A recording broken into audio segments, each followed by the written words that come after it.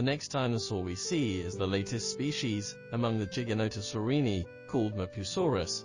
Mapusaurus was a very muscular dinosaur that looked similar to Giganotosaurus, but had slightly taller neural spines. Because it lived later, it evolved more specialized.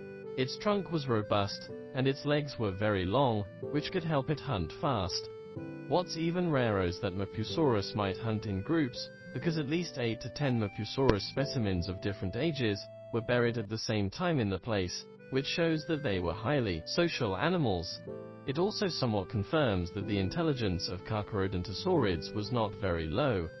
In the past, it was believed that Tyrannosaurids had high intelligence, while the relatively primitive Carcharodontosaurids were not that smart, but it turns out that it is not true. Moreover, the later research on the skull of Carcharodontosaurus proved that Carcharodontosaurids also had a very high brain capacity.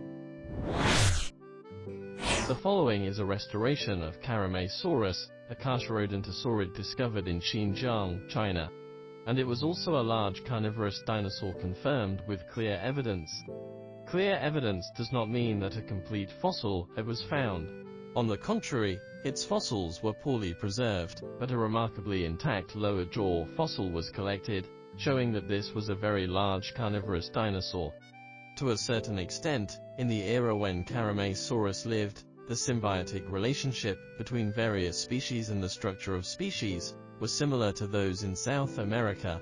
In addition to Carcharodontosaurus, many fossils of Carcharodontosaurids have been found in China, but usually only a few remains of teeth. For example, the very famous Shouchelong was originally considered to be a species of Chilantosaurus.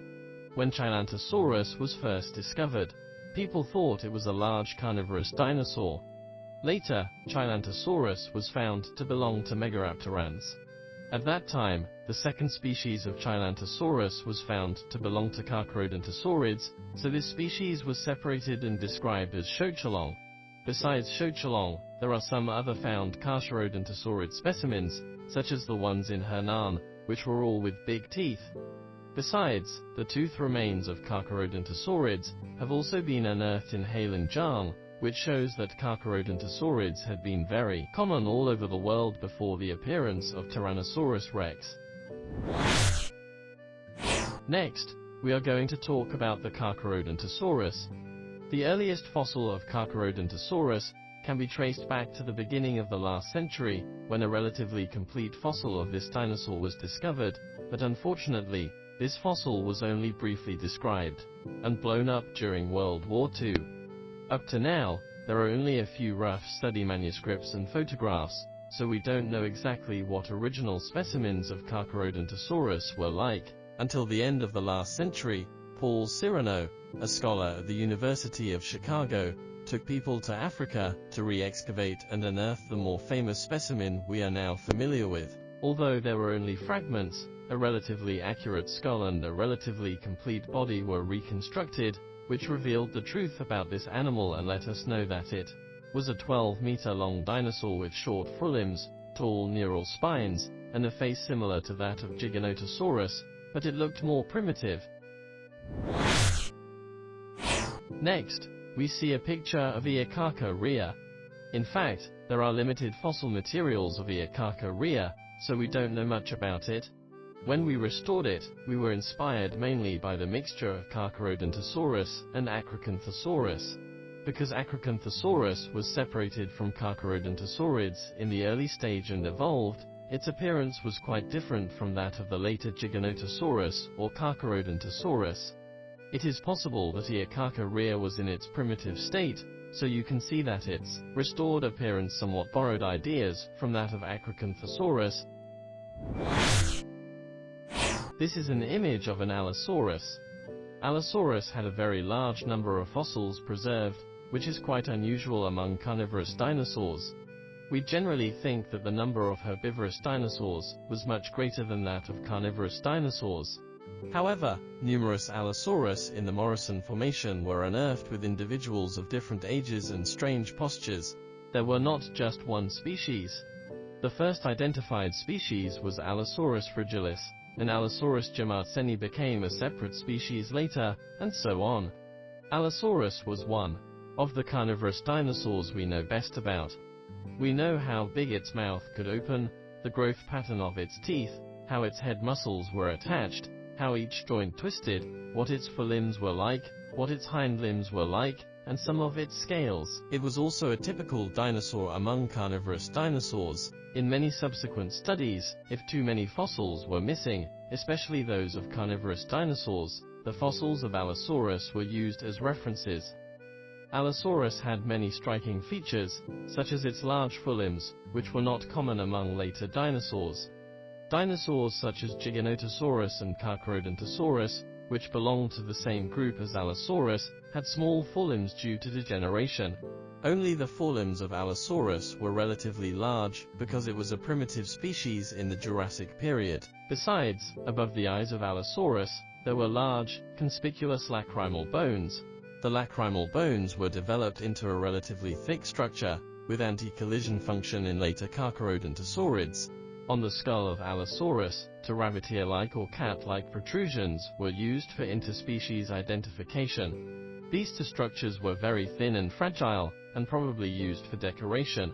Allosaurus was also a relatively large dinosaur, with a body length of about 9 to 10 meters. Some species closely related to Allosaurus by blood, such as Saurophaganax, could reach 11 to 12 meters in length. Some people think that Saurophaganax might be a super-large individual of Allosaurus. The next we see is Torvosaurus. In terms of blood relationship, Torvosaurus was not closely related to the just mentioned Allosaurus. It belonged to Megalosaurids.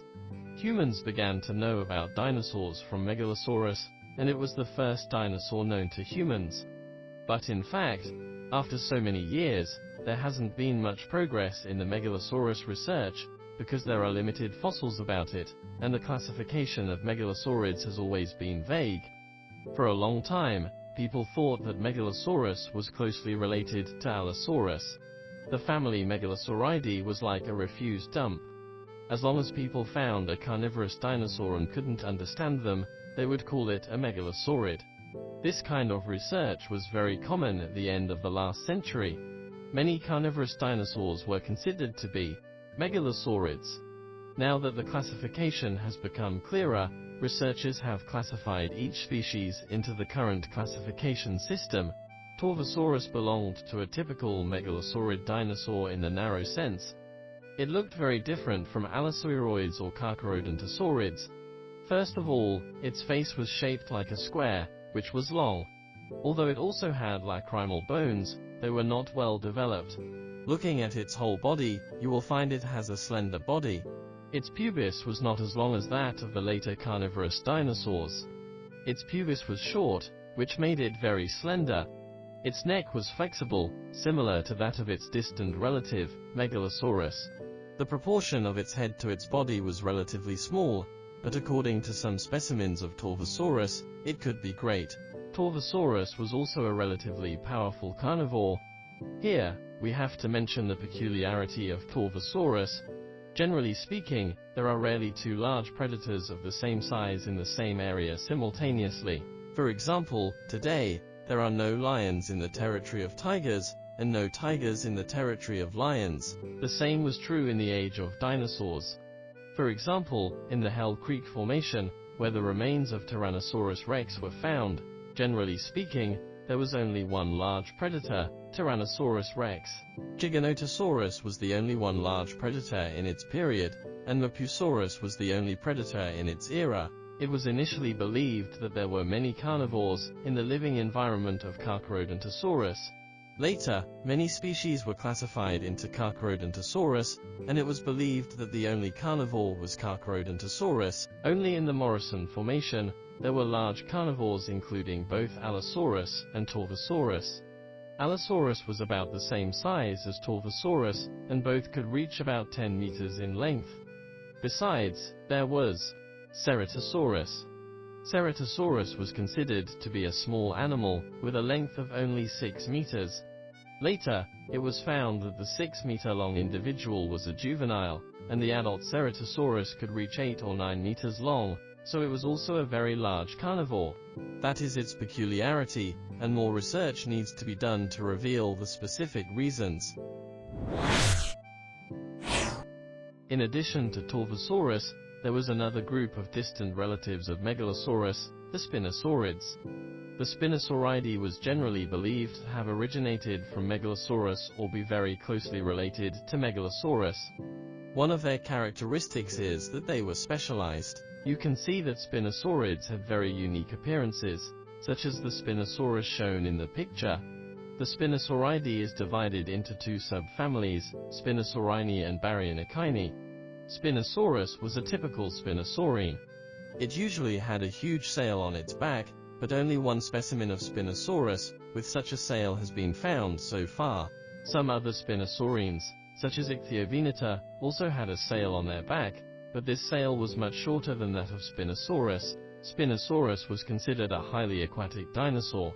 Its teeth looked like those of aquatic animals, with many longitudinal lines on the surface, which were commonly seen in marine animals, such as Plesiosaurus and Mosasaurus.